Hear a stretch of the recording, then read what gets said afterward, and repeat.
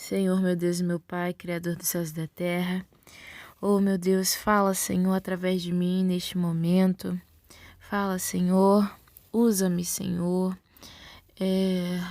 como evangelista, Senhor, como uma filha sua que está disposta, Senhor, a reservar esses momentos para estar falando do seu imenso amor, da sua palavra e transmitindo o seu evangelho que traz vida e salvação. Senhor, abra os olhos e ouvidos espirituais de todos aqueles que estiverem ouvindo a esse estudo e usa-me, Senhor, cada dia mais. Senhor, nos revele a sua palavra, capacita-nos, Senhor, dá-nos dons espirituais para que possamos, Senhor, estar fazendo a sua vontade e guia-nos, Senhor. Guia os nossos passos a cada dia mais. Em nome de Jesus Cristo. Amém. A paz do Senhor, meus amados irmãos, tudo bem com vocês?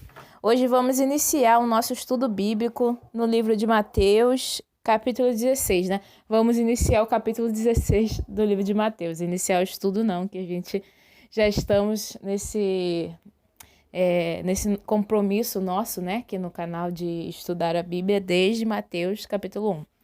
Amados, nós vamos falar acerca do fermento dos fariseus. O que é o fermento? Vamos fazer uma pergunta assim, como eu sempre digo, pode parecer algo bobo, simples, mas às vezes a gente pensando no simples, a gente pode compreender o concreto, o mais difícil. Então, o que é o fermento, amados? Fermento é aquilo que colocamos numa massa para que ela dê um crescimento àquela massa. Pode ser o fermento biológico, o fermento químico. De qualquer forma, esse fermento é utilizado para o quê? Para dar crescimento. Pensemos na obra de Deus, certo? Numa igreja, né? Num exemplo generalizado.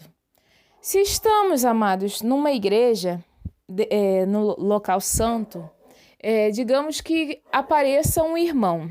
Esse irmão, ele fica criando discórdia, ele fica criando fofocas, ele fica falando coisas ruins.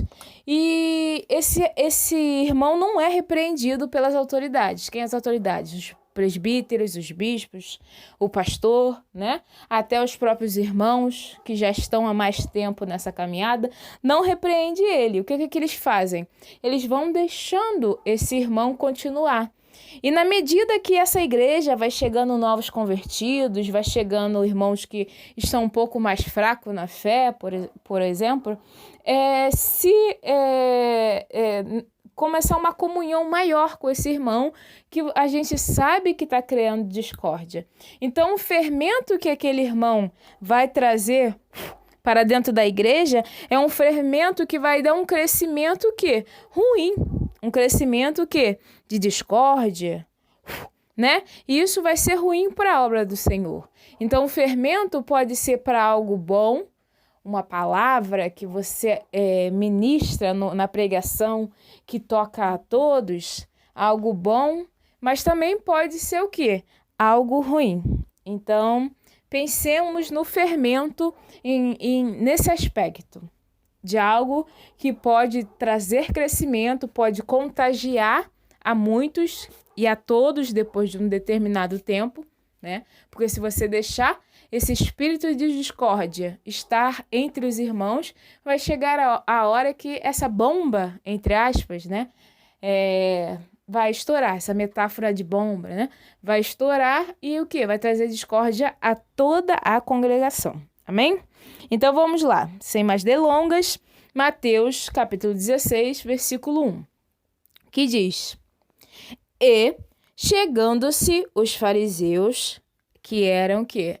Os mais religiosos, os mais tradicionais da religião judaica, e os saduceus, para o tentarem, pediram-lhe que lhes mostrasse algum sinal do céu. Então, os saduceus e os fariseus que queriam arranjar uma prova contra Jesus, então pediram que Jesus desse um sinal do céu, né? Em Mateus 12, 38, tem uma passagem que é semelhante a essa. Também em Lucas, capítulo 11, versículo 16, diz: Outros, querendo conseguir alguma prova contra Jesus, pediam que ele fizesse um milagre para mostrar que o seu poder vinha de Deus, né? Então, eles queriam arranjar provas contra Jesus e, por isso, o que fizeram? Pediram a Jesus um sinal para levantar essas provas, né? Versículo 2. Mas ele, Jesus, respondendo, disse-lhes: quando é chegada a tarde, dizeis, haverá bom tempo, porque o céu está rubro. Amados, aqui no Rio de Janeiro tá chuvoso o tempo, né? Está coberto de nuvens.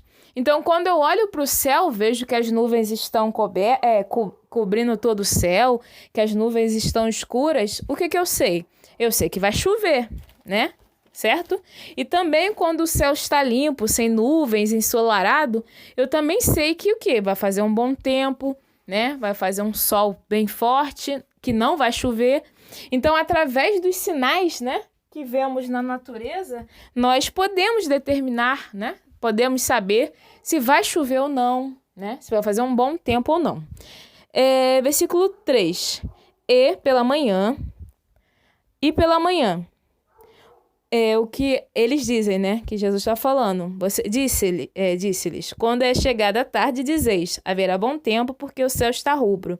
Então, vai ter um tempo bom, porque o céu está avermelhado, né? E pela manhã, hoje haverá tempestade, porque o céu está de um vermelho sombrio.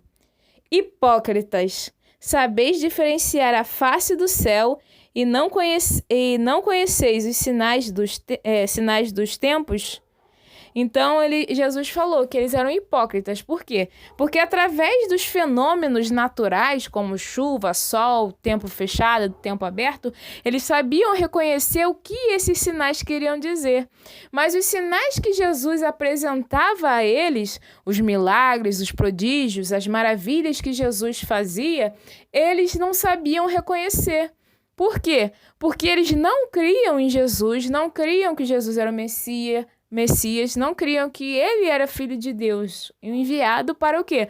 Para salvar aquela nação, tanto que eles estavam o quê? Tentando arranjar prova contra Jesus, né? Tentando acusar Jesus, eles não criam em Jesus. Então, eles sabiam ver quando ia chover, quando o tempo ia fazer bom, mas aqueles sinais, milagres, prodígios e maravilhas que Jesus realizava, eles não conseguiam enxergar que aquilo vinha da parte de Deus. Entende? Então, aqueles que eram os mais tradicionais, os fariseus, os saduceus, que também eram religiosos, eles não sabiam identificar que Jesus era o Filho de Deus, que Jesus era o Messias. E estavam ali tentando fazer o quê? Mal a ele. Tanto que eles pediram o quê? Fazer o quê? Um sinal do céu, para que Jesus provasse que ele vinha mesmo de Deus. Então, Jesus não tinha que fazer esse sinal para eles, porque Jesus já havia realizado e vinha realizando milagres, prodígios e maravilhas. Só que eles não criam nisso. Versículo 4. Uma geração má e adúltera pede um sinal. Então, má e adúltera, por quê? Porque eles estavam pedindo aquele sinal, não porque eles criam verdadeiramente em Jesus, mas eles queriam uma prova contra Jesus, né? Certo? Para que Jesus fosse preso ou morto, né? E adúltera por quê? Porque eles se diziam religiosos, se diziam filhos de Deus, se diziam da parte que eles eram o quê? Do povo de Deus. Mas eles estavam o quê? Traindo a Deus, né? Traindo a palavra de Deus. Por quê? Porque eles não criam no Filho que Deus enviou.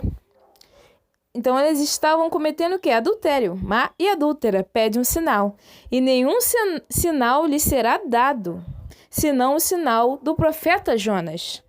E, deixando-os, retirou-se. Então, depois de que Jesus falou que o único sinal que eles receberiam era o sinal do profeta Jonas, Jesus foi e se retirou daquele lugar, né? 16, Mateus 12:39 é semelhante, fala sobre o milagre de Jonas, né? Que ficou 3 dias dentro de um grande peixe.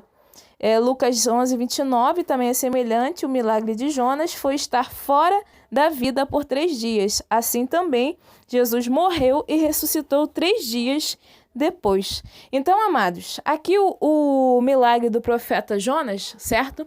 O que aconteceu com Jonas? Vamos recapitular basicamente rápido, né? O que aconteceu com Jonas? Jonas foi enviado para a cidade de Nínive por Deus. Deus mandou que Jonas fosse lá e entregasse a mensagem de arrependimento para aquela cidade. Por quê? Porque o pecado que aquelas pessoas estavam cometendo chegou até o quê? Até a Deus. E Deus estava determinado em destruir aquela cidade e aquele povo que morava lá. Mas Deus falou para Jonas ir lá entregar essa mensagem para eles. Por quê? Para que eles tivessem o quê? A oportunidade de se arrependerem. Mas o profeta Jonas, ele não quis. Seja por medo daquelas pessoas que estavam tendo uma vida em pecado, que elas poderiam virar-se contra ele, fazer algum mal, enfim. A questão então Jonas não quis ir para aquela cidade. E o que Jonas fez? Ele fugiu. Ele fugiu para não ter que ir para aquela cidade. E ele fugiu como? Ele entrou num barco, né? Ele foi numa navegação para fugir, se eu não me engano, para a Espanha. E o que aconteceu? Ele parou, isso é para dar uma resumida. Ele foi parar na barriga de um grande peixe. E nesse grande peixe ele ficou 3 dias e 3 noites dentro desse peixe como morto, né? Porque ele não estava mais o quê? Vivendo, né? Vivendo, porque eu posso dizer, ele estava vivo dentro da barriga do peixe, mas era como se ele não estivesse mais, porque ele estava na profundidade do mar, né? Ele estava fora, como posso dizer, como se ele tivesse morrido, né? Mas ele teve uma segunda chance. Deus teve misericórdia dele, e depois desse tempo ele foi expelido pelo grande peixe, né? Ele saiu do grande peixe e ele foi até a cidade de Nínive. Ele falou da mensagem de arrependimento, aquele povo se arrependeu, demonstrou que estavam arrependidos. E Deus teve misericórdia daquele povo e não destruiu aquela cidade, não destruiu aquele povo. Então, o único sinal que eles receberiam era do profeta Jonas, que ficou 3 dias fora do quê? Como posso dizer? Na sua sepultura. A sepultura de Jonas, se ele não tivesse se arrependido da decisão e não ter decidido fazer a vontade e obedecer aquilo que Deus mandou a ele, ali naquele peixe seria a sepultura dele. Então, ele ficou 3 dias como morto, né? E depois ele ressuscitou, entre aspas, né? Ele não morreu, mas é como se ele voltasse à vida depois daqueles 3 dias. O sinal do profeta Jonas que esse pessoal ia receber, os saduceus, os fariseus, é o sinal. Qual o sinal? Aponta para o quê? Para o sacrifício de Cristo, entendeu? Por quê? Porque Jesus morreu, teve a morte de cruz, morreu, foi sepultado, né? Ele foi sepultado. Depois de 3 dias, ele o quê? Ele ressuscitou. Então, o milagre do profeta Jonas, ele nos aponta para o sacrifício de Jesus. De certa forma, que Jesus estava revelando aos fariseus e aos saduceus o que aconteceria na morte dele, né? Ele estava pré-contando que ele iria morrer, seria sepultado, e 3 dias depois ele iria o quê? Ressuscitar. Então, eles saberiam que Jesus era da parte de Deus, que era um sinal do céu, a partir do quê? Da sua ressurreição, da sua morte e ressurreição, né? Certo? Então, continuando no versículo 5. Passando seus discípulos para outra banda, tinham-se esquecido de fornecer-se de pão. Quer dizer, então eles foram para uma outra banda, né? Outro local. E eles esqueceram de levar pão. E Jesus disse-lhes: e acautelai-vos do fermento dos fariseus e saduceus. E eles arrazoavam entre si, dizendo: é porque não nos fornecemos de pão. Quer dizer, então Jesus, ali eles estavam pensando no pão o quê? Físico, o pãozinho que a gente come no café da manhã, né? Um pão francês, um pão baiano, um pãozinho, né? Mas Jesus não estava falando aqui de pão, desse pão que a gente come no café da manhã. Jesus estava falando de algo muito maior. Então eles falavam entre si quando Jesus advertir e acautelai-vos do fermento dos fariseus e saduceus. Então Jesus estava falando o quê? Tenham cuidado com esses homens. Por quê? Porque eles são falsos, hipócritas, e esse fermento ruim, que é a falsidade, que é a maldade, que é o adultério, é a malícia, pode o quê? Corromper vocês. Porque um pouco de fermento fermenta toda a massa. Então aqui Jesus não estava falando de pão. Eles pensaram em pão porque eles não tinham levado pão. Eles estavam pensando em Jesus falando: quando vocês forem comprar pão, já que vocês não trouxeram, tenham cuidado com o pão que vocês vão comprar, porque esse pão aí pode estar estragado, o pão pode estar mofado. Era disso que Jesus estava falando? Não era disso que Jesus estava falando. Jesus estava falando o quê? Daquela maldade do coração desses homens. E eles arrazoavam entre si, quer dizer, eles conversavam entre si dizendo: é porque não nos fornecemos de pão. Em Lucas 12:1, fala a respeito da falsidade. Milhares de pessoas se ajuntaram de tal maneira que umas pisavam as outras. Então Jesus disse primeiro aos discípulos: cuidado com o fermento dos fariseus, isto é, com a falsidade deles, certo?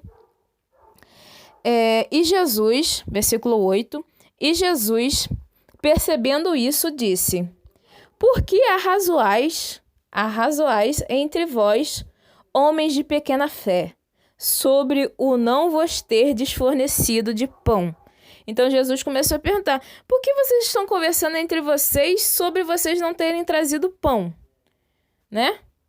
Homens de pequena fé, então chamou eles de pouca fé. Por quê pequena fé? Porque eles não estavam compreendendo o que Jesus estava dizendo. Eles estavam pensando em pão físico.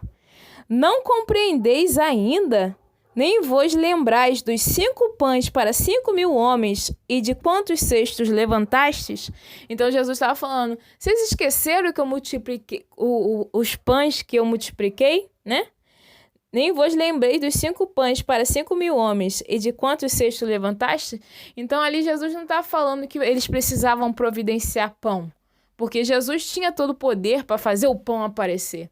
Mas ele já falando do quê? Da falsidade, né? Daqueles homens. Não compreendeis ainda, nem vos lembrais dos 5 pães para 5.000 homens e de quantos cestos levantastes? Quer dizer, Jesus alimentou com 5 pães, ele multiplicou 5 pães e 2 peixes, né? Vimos nos estudos anteriores. E ele alimentou o quê? 5.000 homens e ainda sobraram, se eu não me engano, acho que 12 cestos cheios, não foram? Foram isso? Não compreendeis ainda, nem vos lembrais dos 5 pães para 5.000 homens e de quantos cestos levantastes? Nem dos 7 pães para 4.000 e de quantos cestos levantastes? Então ele estava perguntando: vocês não lembram da multiplicação? Porque foram 2 multiplicações dos pães e peixes, lembram?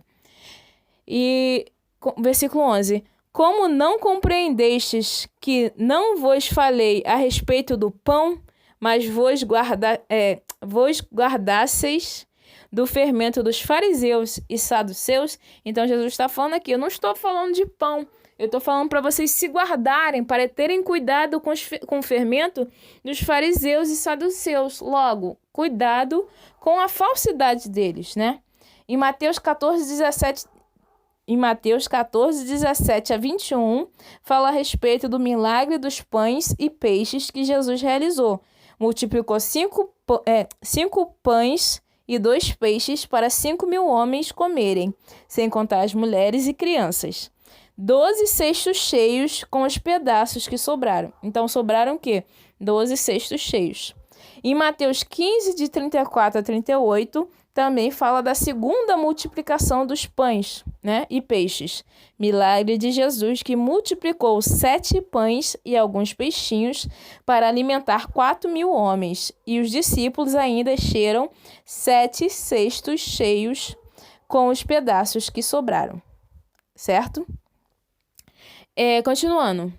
Como não compreendestes, versículo 11, que não vos falei a respeito do pão, mas que vos guardasseis do fermento dos fariseus e saduceus, então compreenderam que não dissera que se guardassem do fermento do pão, mas da doutrina dos fariseus. Então os discípulos compreenderam que Jesus não estava falando a respeito de pão, mas estava falando para eles terem cautela, cuidado com o quê? Com a doutrina dos fariseus, com a forma que eles estavam o quê? Tentando perseguir Jesus, com a falsidade deles, com a hipocrisia deles, certo? E é isso, amados. Assim também devemos ser nós, certo? Temos que ter cautela com um determinado tipo de situação, nos resguardar, sabendo que nós somos humanos, temos nossas falhas e fraquezas. Sabendo isso, conhecendo a nossa fraqueza, a gente consegue vencer muitas lutas. Por quê? Diante de uma situação que está levando a gente para algo que é fraco, a gente é fraco, a gente tem que o quê? Fugir. Foge da tentação. Então, se a gente está com uma pessoa que tem uma doutrina, tem uma forma de falar, tem um fermento assim ruim, não vamos deixar essa pessoa colocar esse fermento na gente. O que a gente faz? Foge e se afasta. Amém? E vai orar por essa pessoa, que ela seja liberta, mas tenha o quê? Discernimento ao lidar com esse tipo de situação. Os fariseus e os saduceus se aproximaram de Jesus e pediram por outro sinal, né? No verso 1. Todavia, dessa vez não foi dado nenhum sinal. Jesus alertou os discípulos sobre o fermento dos fariseus e saduceus. No entanto, eles ainda não compreendiam e Jesus os repreendeu. Eles, depois que Jesus contou novamente seus milagres com o pão, finalmente entenderam o que Jesus queria dizer. Então, a mente deles foi aberta. Quando eu falo foi aberta, mas, como posso dizer, para a gente compreender, né? Mas eles compreenderam, eles entenderam quando Jesus falou sobre a multiplicação dos pães, né? Essa seção da narrativa é claramente caracterizada por quê? Por contrastes.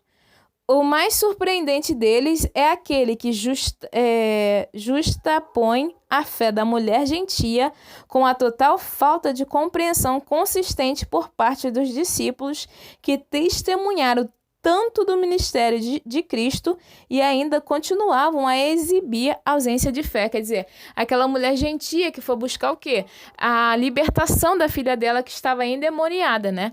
Então ela, sem ser do povo judeu, sem ter testemunhado os tantos milagres que Jesus realizava, como os discípulos testemunharam, mas ainda assim os discípulos mostraram o quê?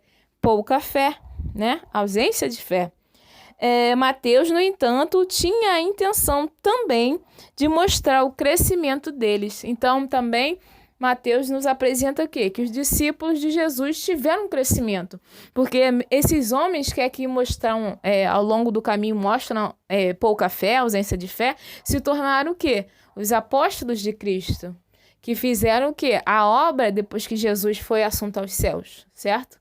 Então, eles amadureceram na fé de tal forma e se tornaram grandes homens na fé. Então, nos mostra também que nós, mesmo pequenos, né, mesmo iniciantes na obra, mesmo que imaturos, por assim dizer, ainda temos uma caminhada, ainda temos um amadurecimento espiritual que devemos pedir a Deus que nos ajude com isso. Para quê? Para que assim como os apóstolos já foram meninos e se tornaram homens, nós também possamos crescer e se tornar grandes homens e mulheres da parte de Deus, fazendo a obra de Deus. Amém, amados? Espero que vocês tenham gostado. Próximo vídeo nós continuamos a partir do versículo 13 e que Deus abençoe a todos.